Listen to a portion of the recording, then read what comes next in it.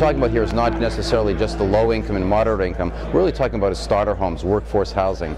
And this has been a problem with the state for quite a while, in that a lot of towns, communities really are trying to avoid having housing for families, and the starter homes that we need are very difficult to have when you have 1 acre lot, 2 acre lot, zoning. Well, fortunately, the governor has put forth additional funding to increase rental housing production just in this last funding round, so we're really grateful for that. The legislature also had appropriated additional money for the state housing tax credit program, and pending in the legislature with the state budget, hopefully will be additional funding to address the issue of homelessness in Massachusetts. So even though at the federal level we've suffered some serious cutbacks, on the state level we're actually going to be hopefully getting increased resources. I think there's a pressure on housing field to provide housing at all different levels of income, from the homeless housing to workforce housing, and that's going to involve new creativity and new resources to be able to house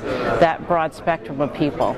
Different communities have different needs, so it's great if DHCD is focused on serving the homeless, on building housing in communities of opportunity, and in a real community development focus in distressed neighborhoods. We at the Community Builders have worked on all three. Frankly, building new is just too darn expensive, and it's not going to solve the affordable housing. So how have we done it as a firm? We've done it through saving existing housing, preserving existing affordable, and also through the redevelopment of historic development, historic buildings, buildings that exist, big mill buildings that are wonderful retrofits into housing. You have your older cities that have a lot of affordable housing, and the primary focus is going to be on preservation of what's been developed over the last 30 or 40 years. Then we have sort of our newer suburban areas where we really need to think about how we increase the stock of affordable housing.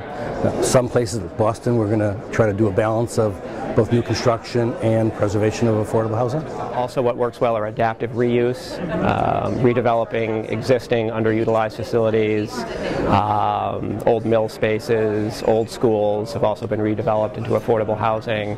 And lastly, I would say preservation transactions, existing affordable housing structured more as acquisition, renovation type projects where the older apartment facilities that are affordable and resources are put to preserving the affordability and improving the facility itself. As our whole future relies upon maintaining the workforce that we have right now, and housing and affordable housing, starter housing, is the key to that.